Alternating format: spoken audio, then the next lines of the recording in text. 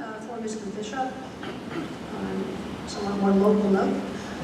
You've spoken about saving 1,000 jobs at B&L and securing more than $1 billion in direct federal investment to Long Island in science and technology fields at B&L and Stony Brook. That's wonderful, but it doesn't do a lot for thousands of college graduates from middle-class families like my own who find few employment opportunities that aren't minimum wage, retail, or service jobs. We have a potential regional economic engine in Calverton that is obviously beyond the town's ability or resources to develop. Speaking of the former Grumman site at West Park.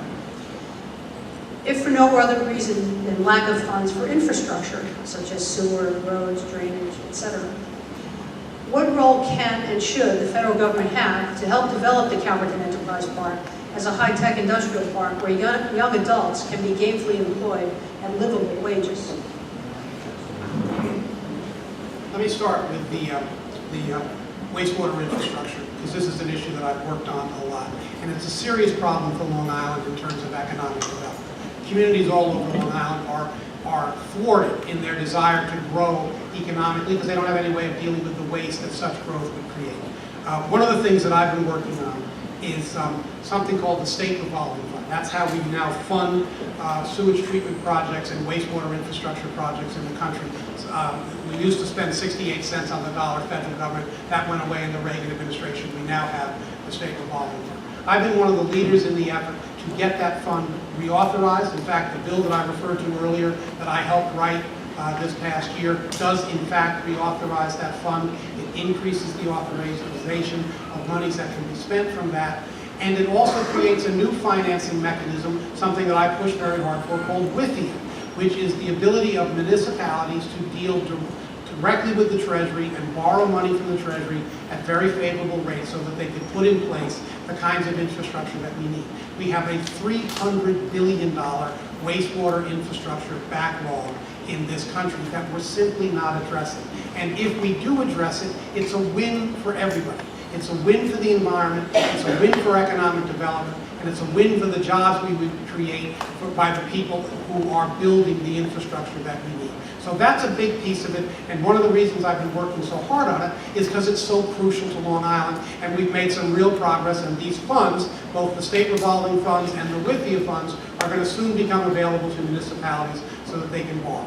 We do need to invest in high tech. Another reason that I've been so focused on STEM, science, technology, and engineering and math education, is so that we have the educated workforce that's necessary to work in the companies that are on the cutting edge. It's why I've been so supportive of Brookhaven Lab. It's why I helped bring a couple of $100 million to Brookhaven Lab to build NSLS2, which employed thousands of construction workers and employs hundreds of scientists doing very important work that then ripples through the economy, and it's the same with Stony Brook. The Stony Brook Incubator. There's one in Calverton, there's one in Stony Brook. That's creating jobs and creating businesses that will ripple through the economy. The federal government's role, in my opinion, is to provide the infrastructure support and to provide the ability to train the young men and women who can work in these jobs, and that's why I've been so focused on access to higher education and so focused on supporting the educational institutions of Long Island.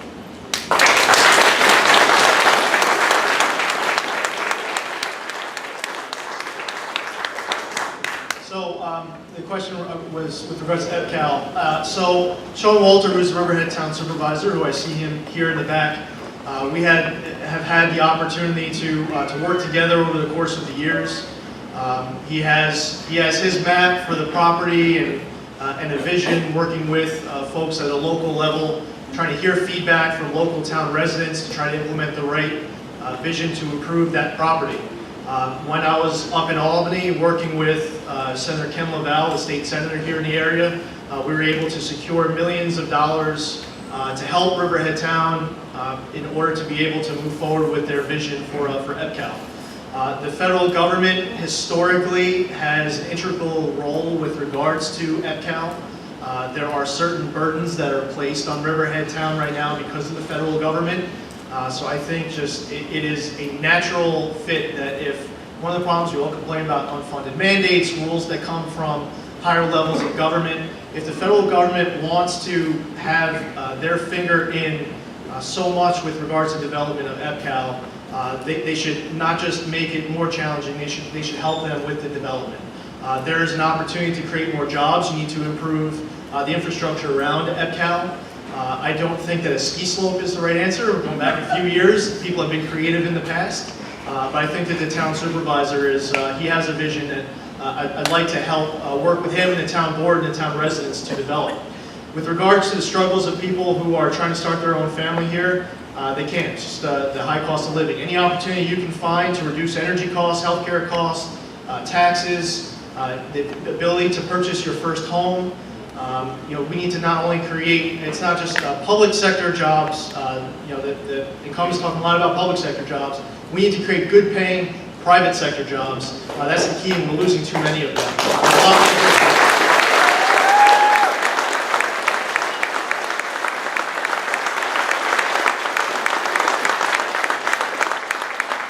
With respect to EPCAL, I was the guy that got the money for the rail spur that connects EPCAL with the main line of the Long Island Railroad.